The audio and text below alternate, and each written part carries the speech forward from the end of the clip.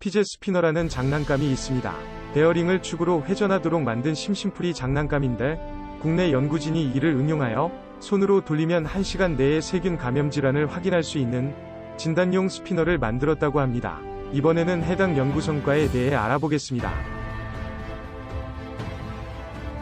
울산과학기술원 생명과학부 조윤경 교수팀은 동력 없이 소변을 이용해서 수시간 이내로 세균 감염 여부를 진단할 수 있는 진단용 스피너를 개발했다고 전했습니다. 세균성 감염 질환은 뇌졸중, 복통 등의 다양한 증상으로 나타납니다. 하지만 감염성 질환을 진단하기 위해서는 세균 배양 검사가 필요한데 이를 수행하기 위해서는 적어도 하루 이상, 많게는 일주일이 소요됩니다.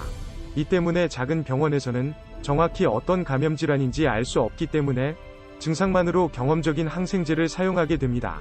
하지만 만약 항생제를 잘못 쓰게 된다면 세균이 항생제의 내성을 가지게 되면서 점점 더 높은 단계의 항생제가 필요하게 됩니다. 1단계 항생제는 500원 정도에 불과하지만 4단계의 항생제는 100만원에 달할 정도로 그 비용이 크게 늘어납니다. 만약 잘못된 항생제 치료로 4단계 항생제나 그 이상이 필요하다면 어떤 항생제로도 해결할 수 없는 슈퍼박테리아까지 출현할 수 있습니다.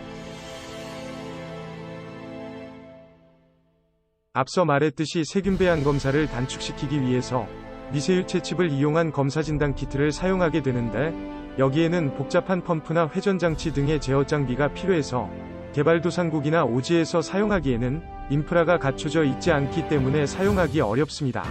하지만 연구진은 우리가 흔히 볼 수 있는 피제 스피너에서 아이디어를 착안하여 손으로 직접 돌려서 사용할 수 있는 미세유체 칩을 개발하게 되었습니다. 일반 미세유체 칩은 시료를 거르는 필터의 고압이 필요하지만 이번 연구진이 개발한 기술은 상대적으로 작은 압력으로도 시료를 필터에 통과시킬 수 있는 기술을 개발한 것입니다. 일반적으로 병원에서 진료를 하게 되면 소변과 같은 샘플을 채취하게 되고 증상을 통해서 임의로 경험적인 항생제를 투여하게 됩니다.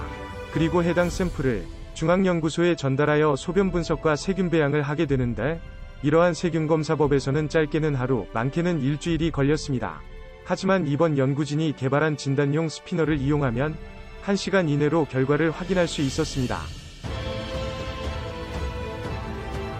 연구진은 회전으로 병원균을 농축한 다음 세균 분석과 항생제 내성 테스트를 수행하도록 설계하였습니다.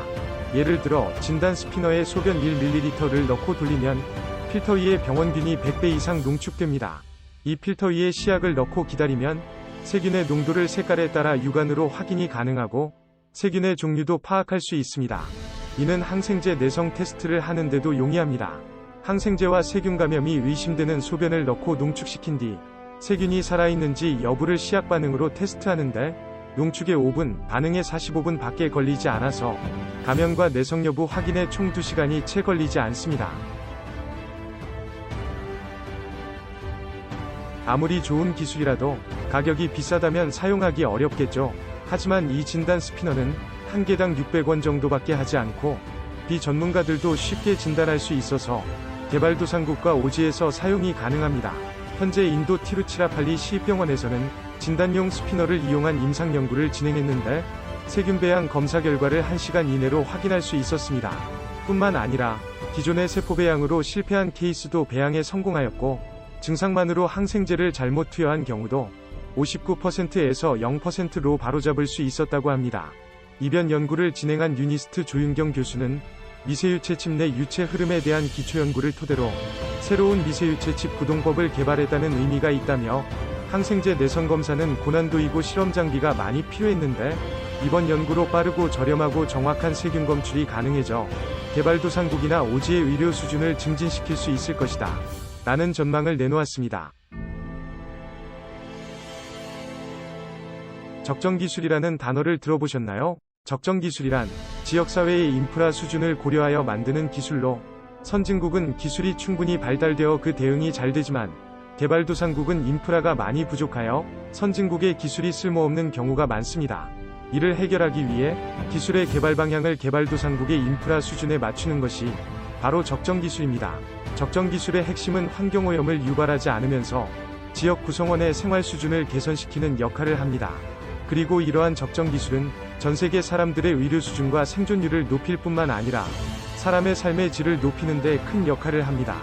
최근에 소개드렸던 내용 중에 김영식 유니스트 교수진이 개발한 아쿠아시스는 해수전지로 식수와 전기가 부족한 오지의 아이들을 돕는 데 큰 도움이 되었습니다. 최근 대한민국의 과학자들은 국내에서 필요한 기술뿐만 아니라 전 세계에서 필요한 적정 기술을 개발하는데 가시적인 성과를 내고 있습니다. 그만큼 우리나라는 기술의 사회적 기여에 초점을 맞춰 연구하고 있으며 진정한 과학의 노블리스 오블리주를 실천하는 모습을 몸소 보여주고 있다는 좋은 평가를 받고 있습니다. 이상 오빠알겠다 였습니다. 시청해주셔서 감사합니다.